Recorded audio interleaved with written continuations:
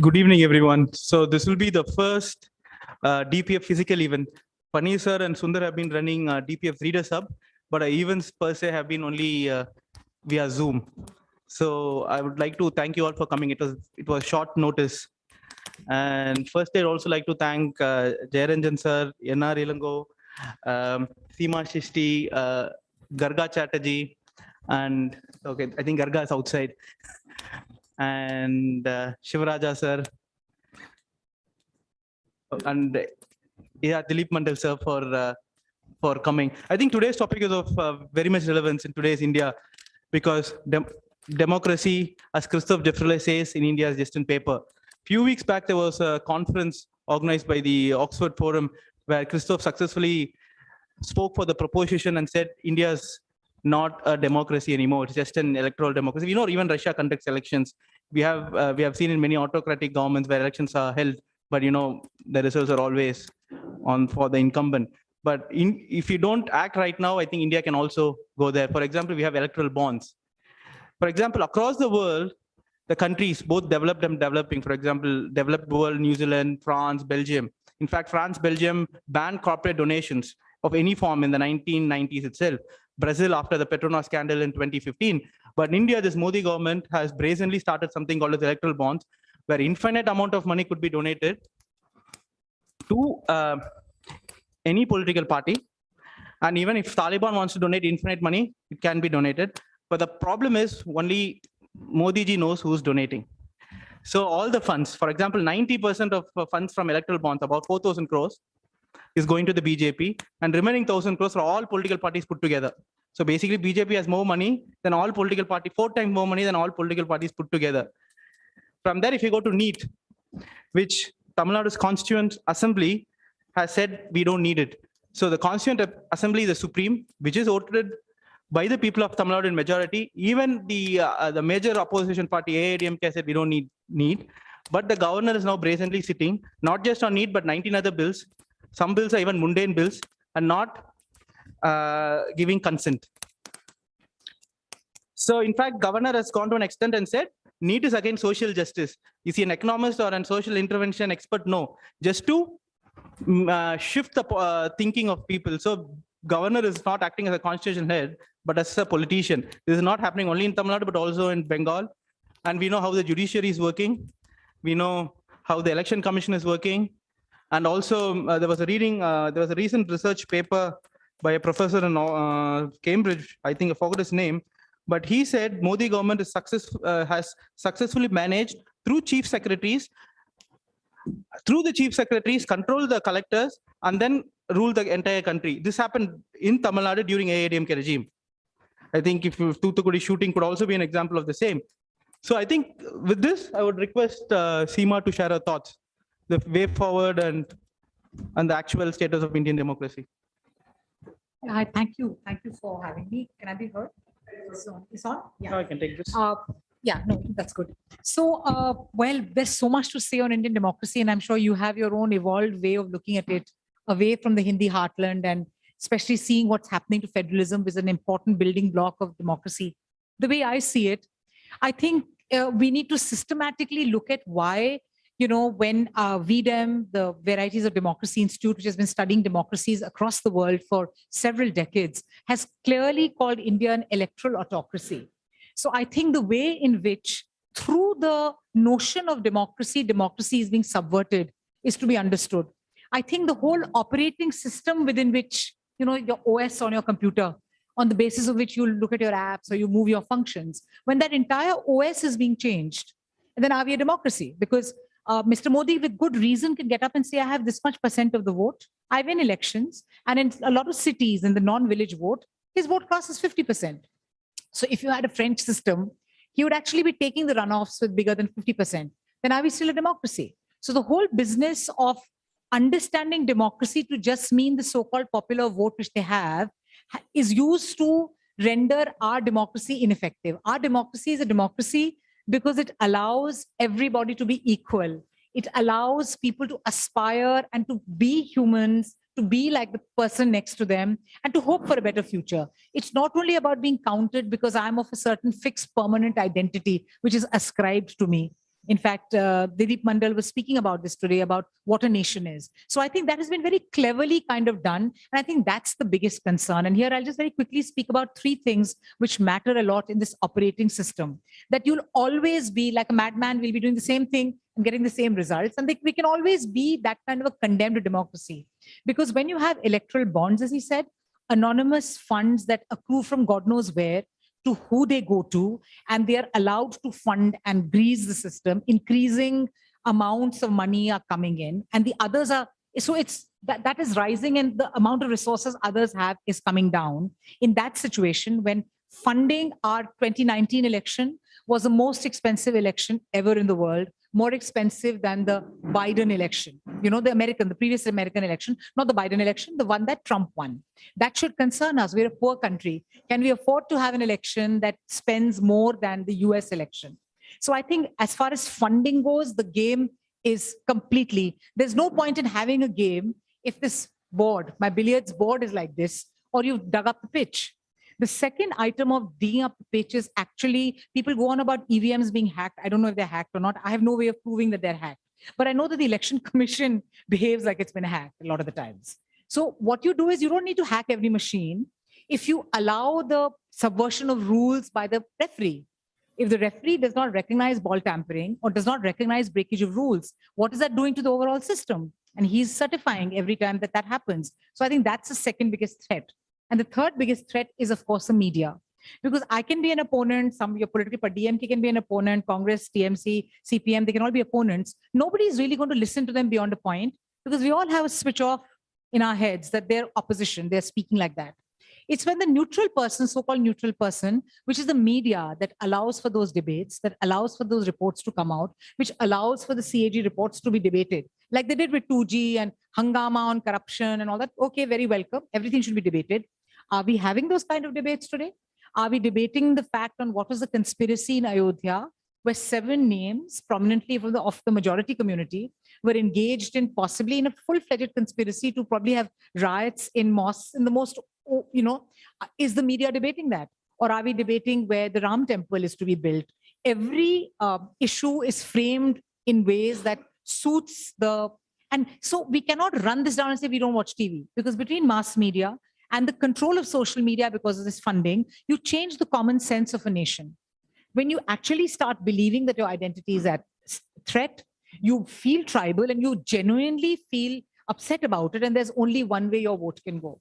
So I think the biggest threat that India faces now is of the subversion of its democracy under the name of democracy. And that has happened principally through these 3 things. About the judiciary, the less said, the better, because the judiciary in India has always been regressive and controlled by, there was a time in the 90s, maybe because of a coalition government, they felt very empowered to come out and state cases. But when it came to land reform, when it's come to other very progressive things, or even bank nationalization, the Indian judiciary has been very clearly where it has been on. So and that is an odd record, and especially as we have a good judge who's spoken well on the Jignesh Mevani thing. So you have some people, judges, jumping up and doing the right thing. But I think between media, which is meant to be this objective commentator, which is meant to create the grounds for debate, which is meant to be the watchdog, which is meant to be the accountant, keeping track and criticizing and being critical rather, not criticizing. They don't do that. Everything is the fault of the opposition. Between electoral funding, the funding which just by law in 2017 happened and has just slipped past us and is now deciding who has more money, more resources. And number 3, the Election Commission, which is meant to be the match referee. I think between the 3 subversions, we're looking at a fairly dangerous situation where the people will soon vote out their right to vote. Anyway, and I'll conclude with this, the Indian figures for the support for authoritarianism or dictatorship in India, statistically, the data will tell you independently, before Mr. Modi came to power also, has been dangerous and rising. India is one country that really supports a dictatorship. So they're asked to vote, they may vote in a dictatorship. So we're at a very, I think, critical kind of a moment. Maybe we have some breathing space till 2024, I don't know. But I think we're at a very critical point where it is not business as usual with this government. It is not a government as usual, and especially a government that has come to power on the basis of the freedoms that the Constitution of India, the even the level playing field that was allowed. But after that, since has completely changed it in ways that the people would want it to come back. And for me, that is what concerns me the most and that we should think about. That why do people want this kind of a government to continue? So you can tell people only so much if they are with you on that. But have we on first principles alienated the people, or the people just want something else right now? And as I tell people that I don't know whether this is a genetic mutation of India and the ideas of being an Indian, or is it a fever? Will it come down? A lot of people feel, no, this will pass, the fever will come down. But is it a fundamental switch that has the milk curdled? So it's not, has the milk boiled or has it curdled? Then the paneer is not going to turn back into milk. So I don't know what kind of a situation or Indian situation we're looking into. Sorry. That's my depressing take.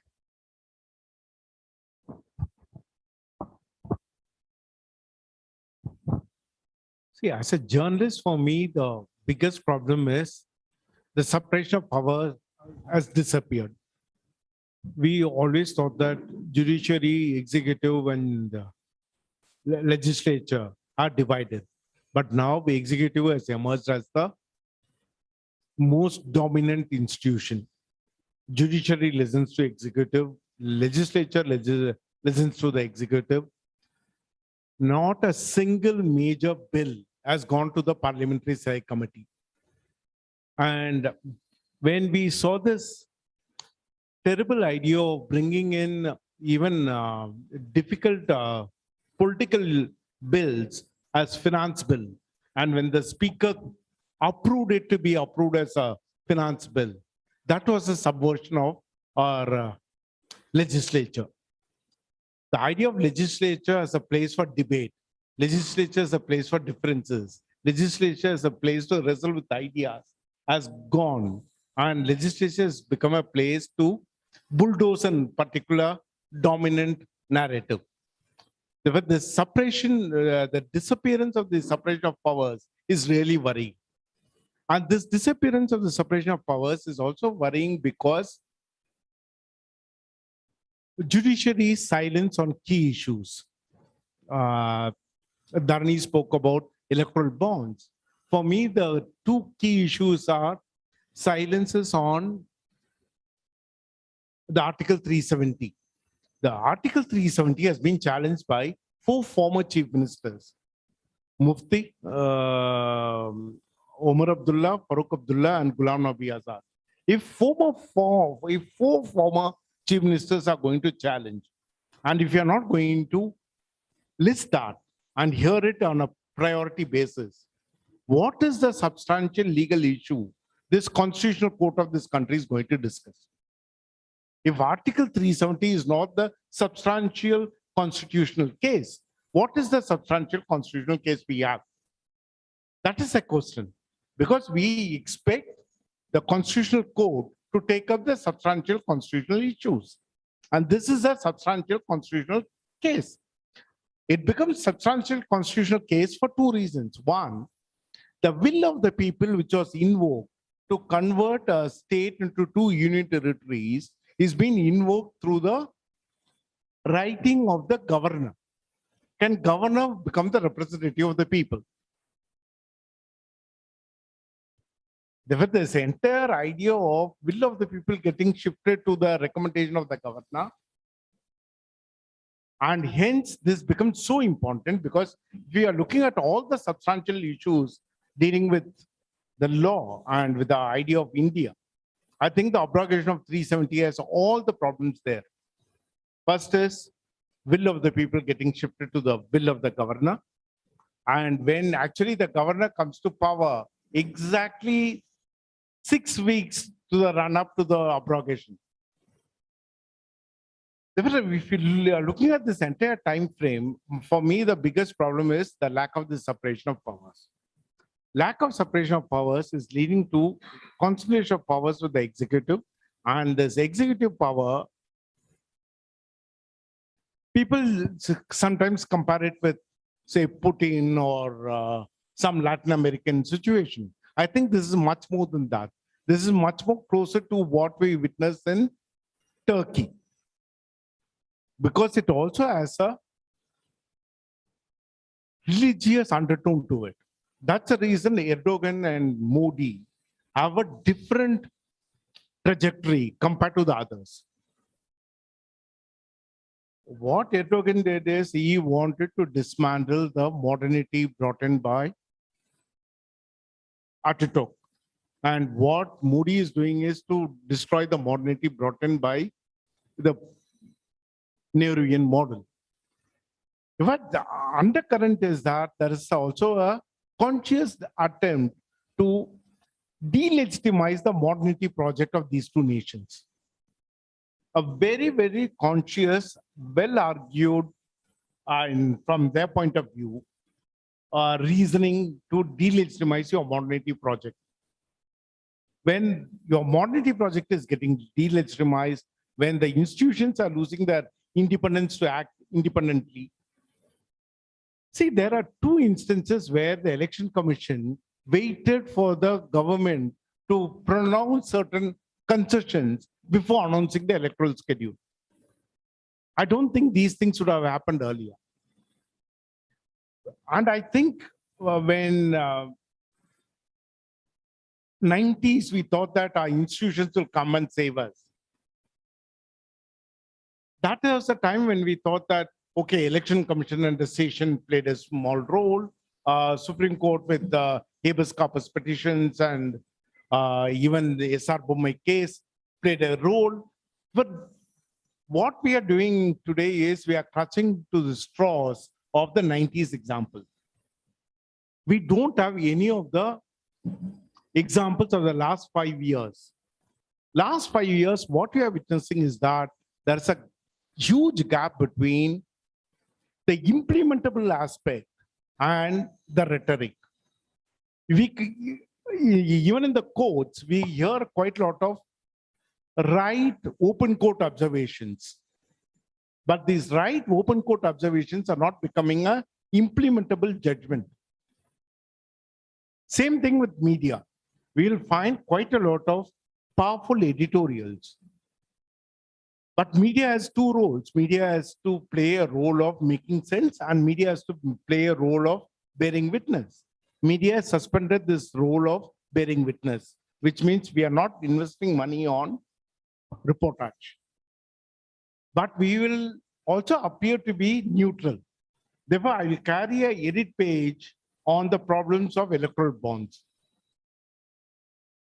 If the making sense, I will do it, but I will not do my role in bearing witness, which means I will not do my reportage fully. But that is the problem with media. If that is the problem with media, and next issue is All India services. And everybody spoke about how this All India services are already been under the huge control of the union government. And if we look at the changes to the IAS rules, what they are contemplating, what will happen to the status of a chief minister? Can a joint secretary in the PMO become more powerful than a chief minister of a state? If we actually look at the changes in the IAS rule, what they are contemplating, for a reporter like me who is bit removed from the administration on a day-to-day basis, it looks like a joint secretary in the PMO seems to be more powerful than the elected chief minister of a state. Because the transfer powers are getting shifted to the union, the PMO is becoming the sole one. And also this idea of PMO removes the idea of collective governance. From cabinet, the power is getting shifted to Prime Minister. With this consolidation, the centralization is not one. Centralization is on all aspects. And that's the reason we don't know what is the method we should take right now to address this issue. Are we going to address the issue of judiciary? Are we going to address the issue of bureaucracy? Are we going to address the issue of lack of inner party democracy in the richest political party in the world, which is BJP? Therefore, we don't know which is the main issue on which we have to rally. And that's the reason I feel that can we think in terms of a completely decentralized arrangement to deal with this issue rather than looking for a national alternative for this. These are some of the random thoughts at this stage, but we can discuss about it later.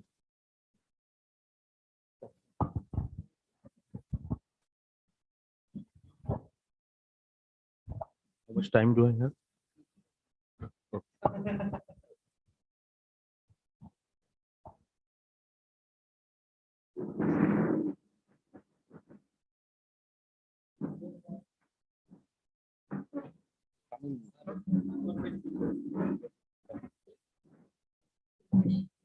Oh, this is okay. Okay.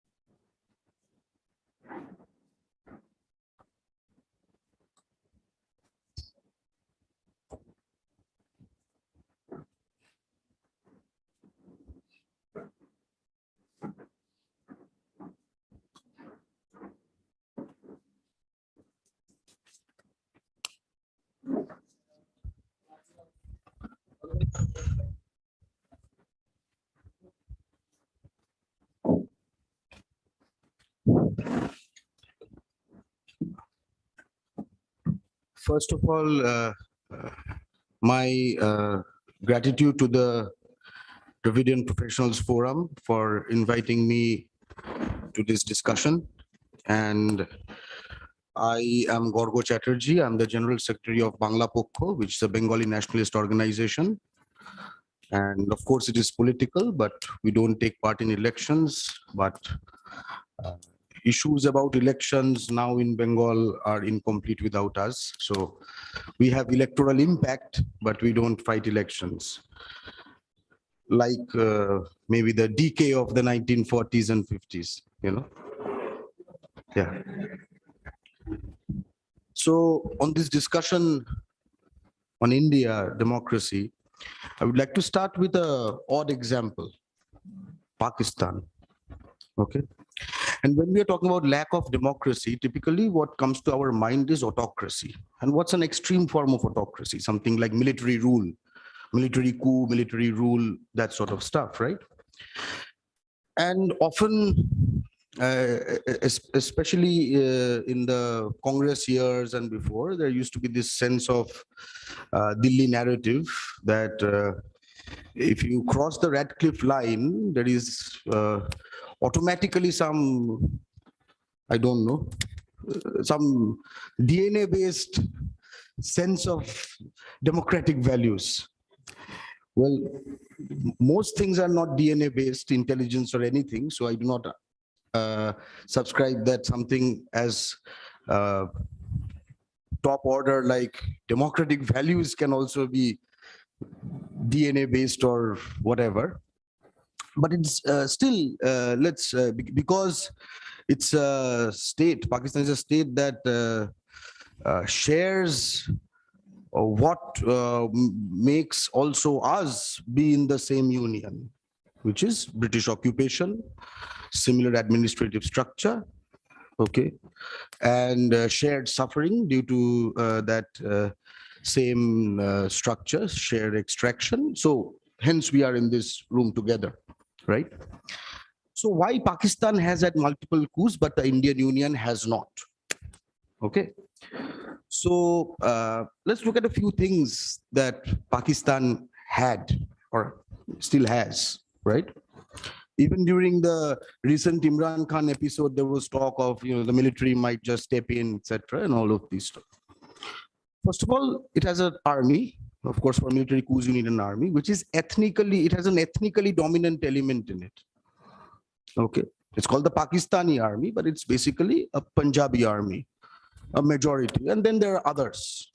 Okay, that's one factor. Let's keep these factors in mind. Number two, they have a common language understood by almost everyone, and hence common media and hence common propaganda. Okay, very important. They are hand in hand with each other. Commonality can cut in many ways, right? And third, maybe I'll differ slightly with you here. They also have had in these situations a very pliant bureaucracy and judiciary. And remember, these are the two institutions whose breakdown many elites are very sad about, but typically are the last defenses of autocrats, by the way, precisely because these are unelected institutions, remember, right? So bureaucracy and judiciary are unelected. Judiciary even more so, self-elected, right? And hence most bereft of the plurality that the union represents in any place. So to base it on enlightened decisions, but enlightened decisions are do not come from heaven. They also come from objective social situations and their caste, class, ethnic locations and everything, and that also expresses themselves. Are we seeing similar changes in the Indian Union? We can be very happy that we have never had such military takeovers or military coups. So let me again go through these points, right? An ethnically dominant army. Are we having an army which is getting ethnically dominant or dominated by a certain ethnicity? By ethnicity, I mean a linguistic group day by day. It's an open question. Is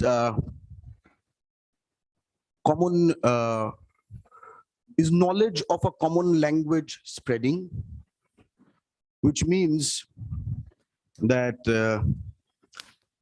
let me use an example, and this is not against anyone, so don't take it in that spirit.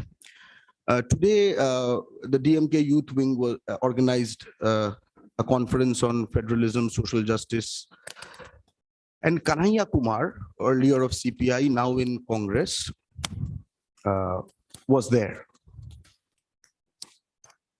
Why do you know Kanhaiya Kumar? Why do you understand what Kanhaiya Kumar says? From where Kanhaiya Kumar comes, or where Kanhaiya Kumar got famous, do they know of anyone from here? You know, it's a question worth asking in a way, which also, even among the heroes we create, it's a unidirectional thing, right? So I'm using that example. Two certain other examples is channels like Aazhi, because of increasing Hindi literacy, would be understood more and more in various non-Hindi states, hopefully much less here, but it's a progressing thing. It's not as if it's a static thing.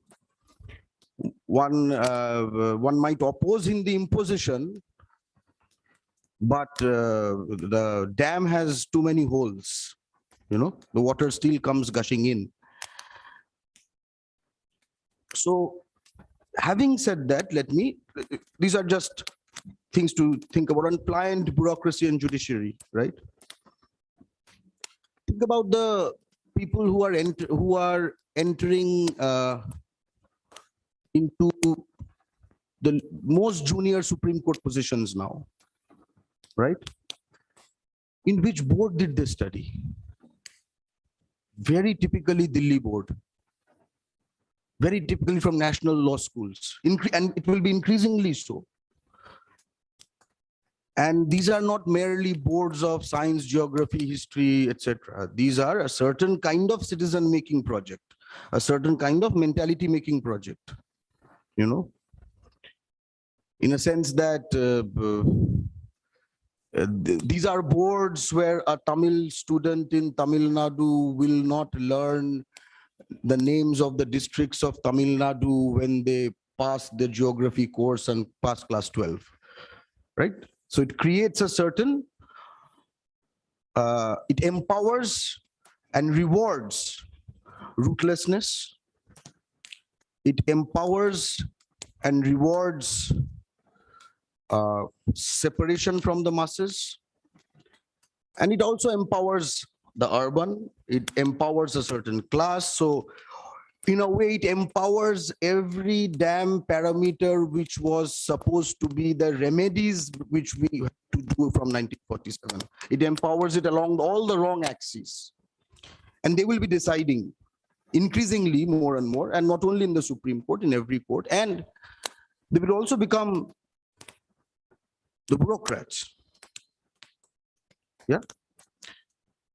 So when we are having this whole anxiety about democracy, whether it will survive, etc., etc. So let's get into very objective situations to get a little bit away from votes, because there was a talk about voting.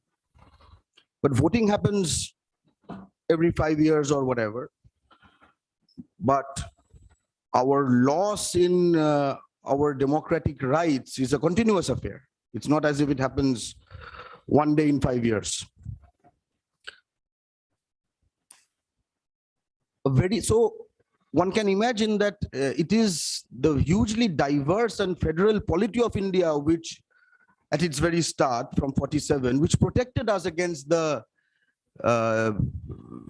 various sad incidents Pakistan had to go through, you know, because we are diverse, not because we are large. We are large because there's a lot of diversity included. That's why we are large.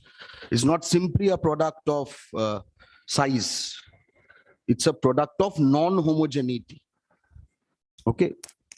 Too many other things. So two things are, one thing is a gatekeeper of this thing, which is statehood. And by statehood, I do not mean Rashtra, I mean Rajya, in the Indian Union sense, not in the state, sovereign state, UN member sense, but in Tamil Nadu, West Bengal, Bihar sense. Statehood. And the other is citizenship. Citizenship often, and very rightly so, is described as a right which then, as its corollary, gives you rights. It is that right which is the originator of other rights, right? Without that, you're nobody. You can be a nobody even without it, but you know what I mean, right? For example, if you term somebody as a Rohingya or a Bangladeshi, it doesn't matter what you do with that person. Gone. So that. So let's look at two specific examples. I think it came up. So Jammu and Kashmir. So Jammu and Kashmir, the fact that a state is not a state anymore, and the fact that everyone, including federalists, we have learned to not look at Jammu and Kashmir because any sort of lest it be interpreted as sort of support for separatism, terrorism, etc. People are very anxious about speaking anything because it can be misinterpreted in various ways. Right? Even talks of human rights. But what is internal to it is done through instruments which are common to us all. So that's the tricky bit. It's not as if there is invocation of laws from Mars or Jupiter to do this. In fact, mostly it is invoking laws and also withholding of laws. You know, who is sovereign? The sovereign is somebody who decides when law will not be applied. That's the real sovereign, right? So the fact that a state was made into a non-state or whatever, and in future it will be made into a state, whether Ladakh. I'm not interested in Jammu and Kashmir at all, but I'm interested in what can be done to any one of us. And the fact that we often say that India is an indivisible union, of course it is, of divisible states. Now that makes it very tricky. We have an original sin here. While many people recently are very proudly quoting as if it's a kind of a counter force against the BJP, so India, that is Bharat, will be a union of states. You know, it's written there in the constitution. How can you not, you have no idea about the constitution. It's not unitary. It's a union of India, that is Bharat, will be a union of states. India, that is Bharat, everybody understands. Union of states, everybody understands. Let me get to the word will. What does will mean? What are states? What is the basis of states? Language. So when Tiruvalur was writing the Tirukural, there was no Gandhi, there was no Ambedkar, there was no Constituent Assembly, there was no Ashoka Pillar, or maybe there was the Ashoka Pillar, but not in that sense. I might be getting the timeline wrong, so they might be close in time. But you know what I mean, right? So that's Tamila Desa. At that point of time, he knew. So what existed then, when these did not exist, how did that become will? You know?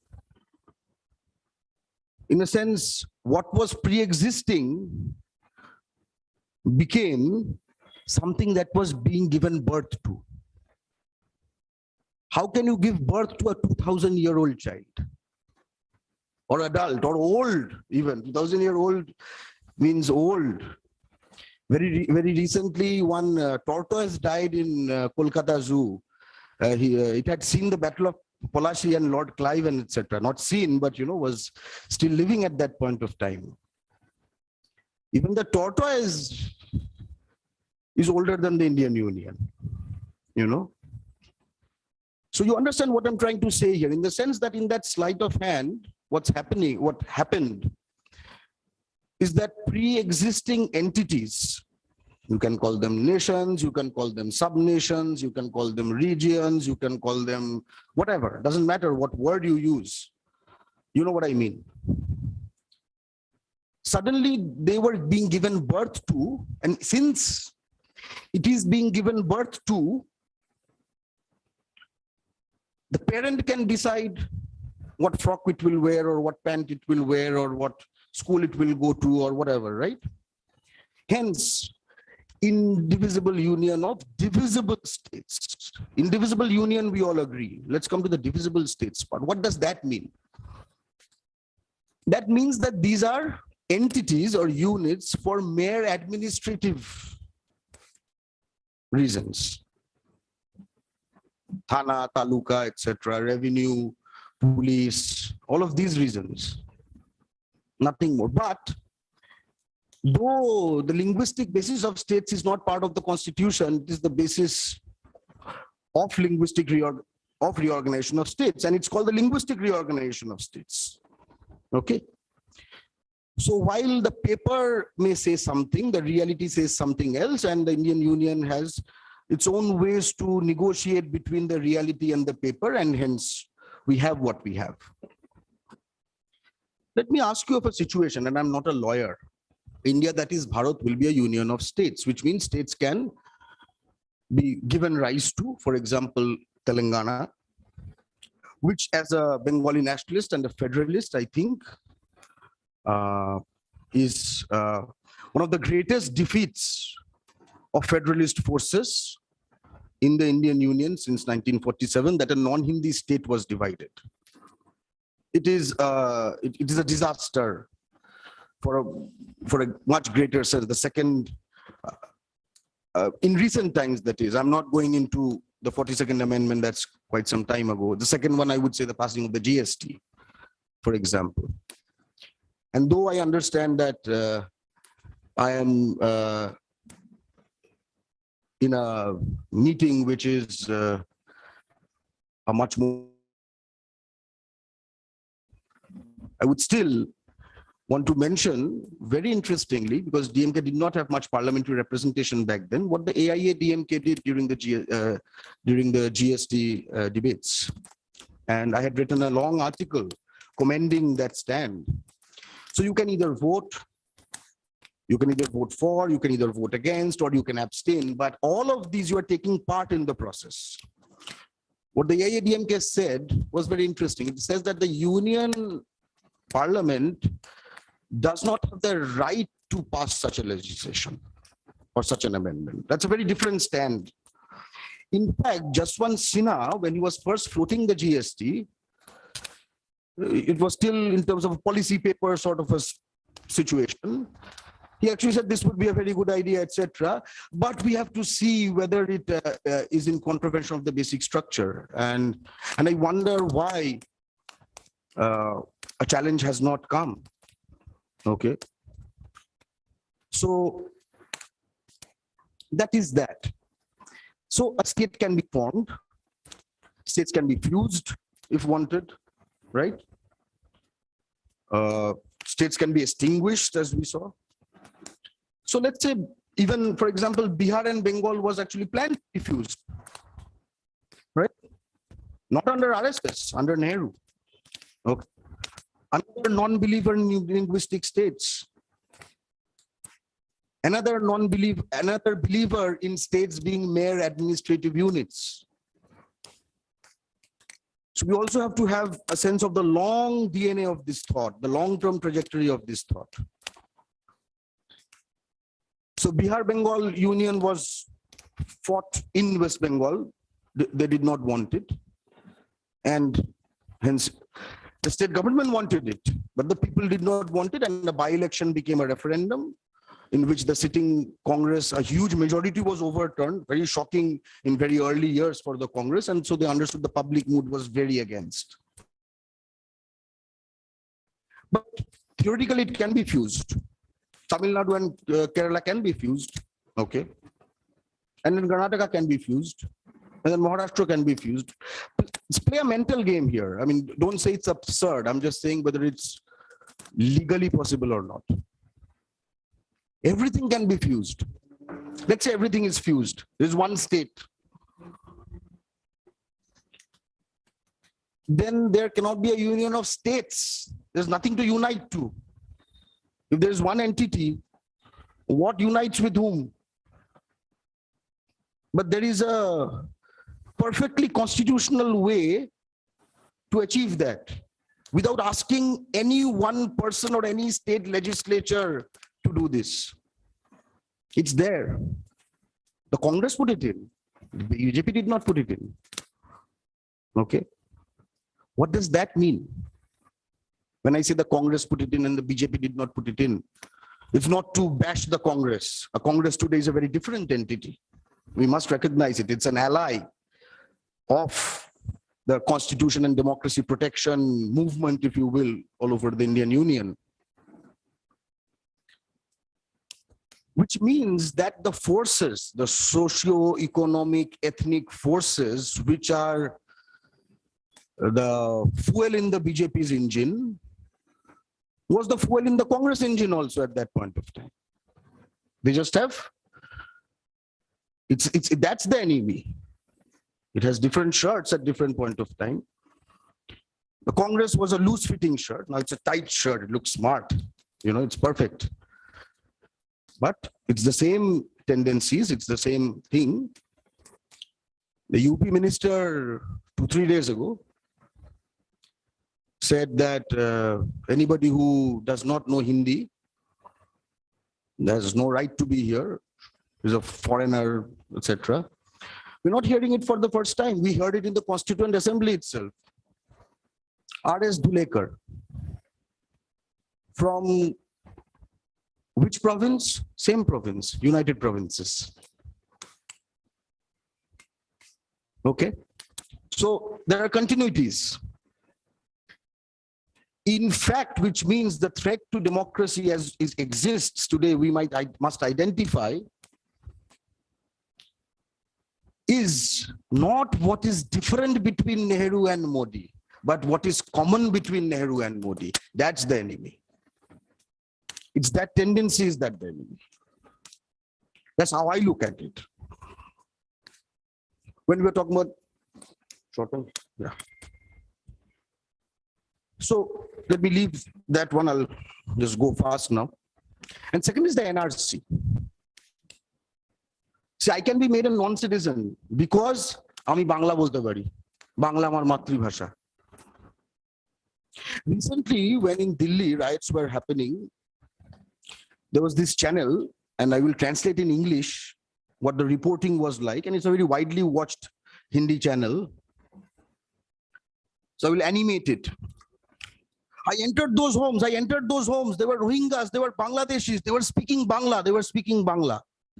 Now, if anybody entered my home in Kolkata, where we have been in West Bengal, where we have been for 900 years, well, they would be speaking Bangla.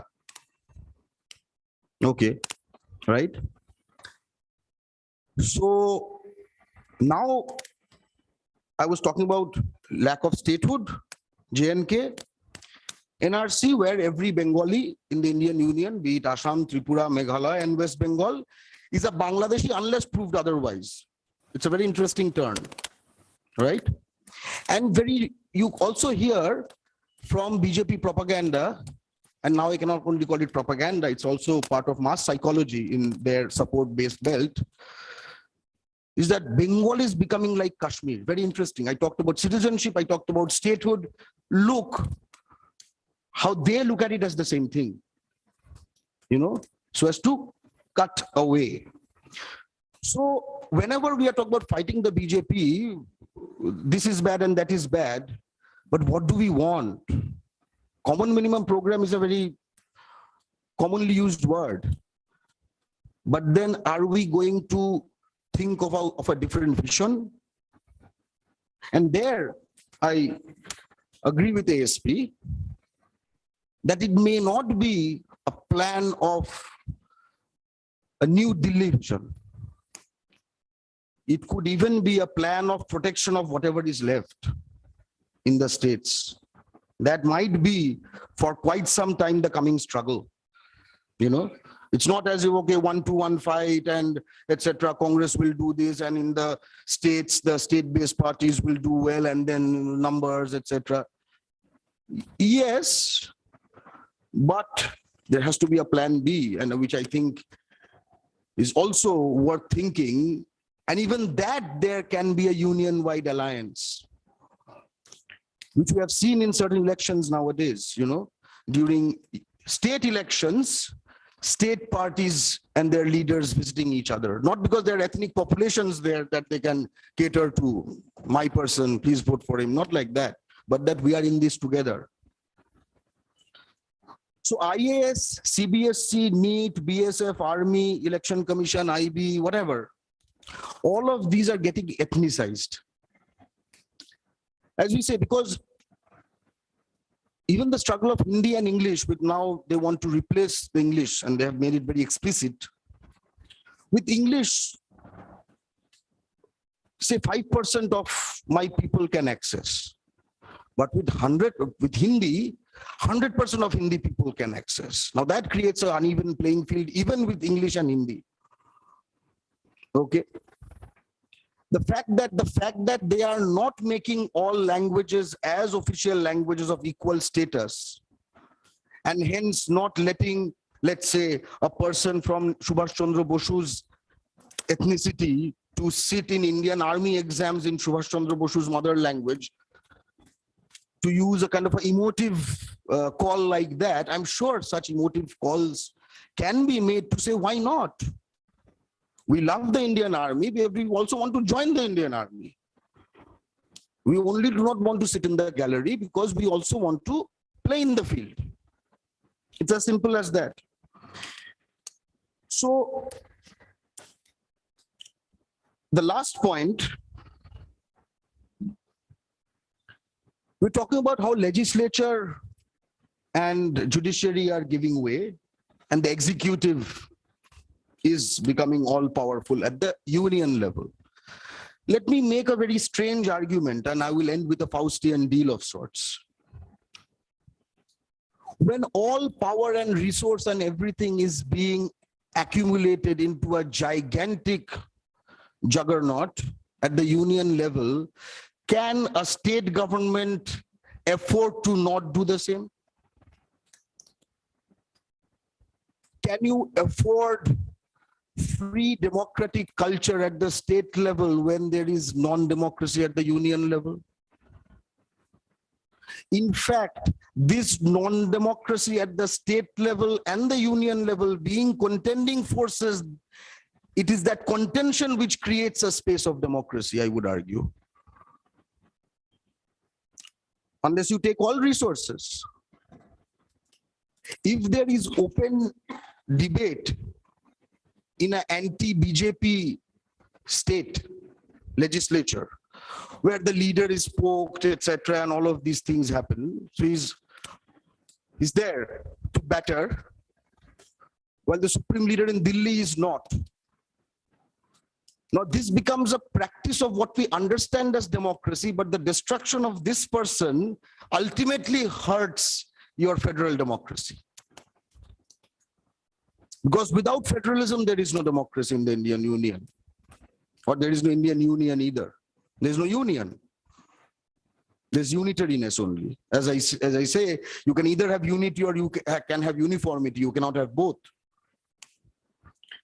And finally, about the Faustian deal. And this doesn't deal with 2024. This deals with 2026.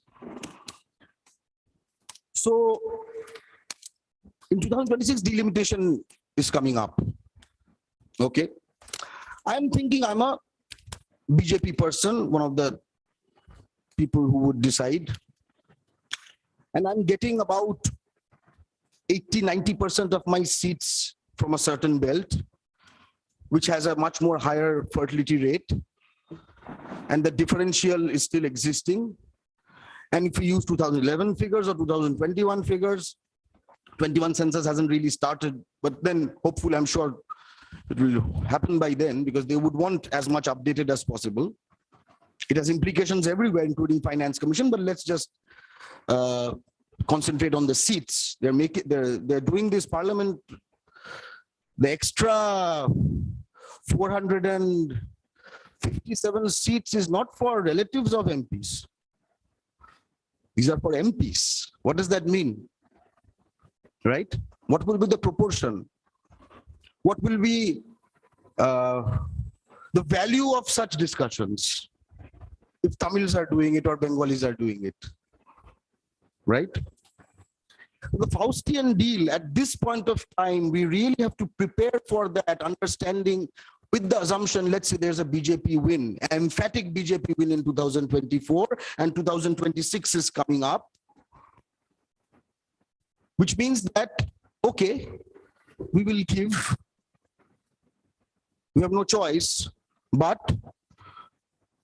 a large number of things have to come from the union and concurrent list to the state list, so that this change at the center becomes less effective. It's a Faustian deal. We're saying, okay, you can stay there, but let us protect ours. That's the Faustian deal. It's not a deal of ousting the BJP per se. Whether it's possible or not is a different question. But we have to have plan A, B, C. That was my brief presentation. Yeah, thank you.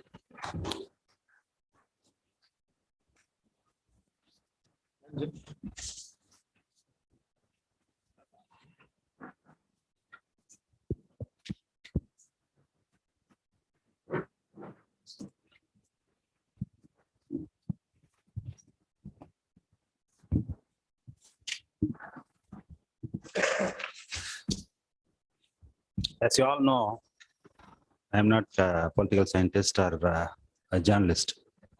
I am an economist by practice as well as by education.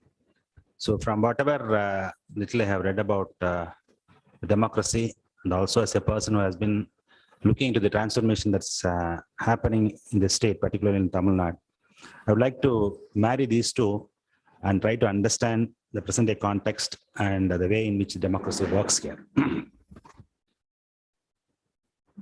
When I was reading about the understanding of the concept of democracy by our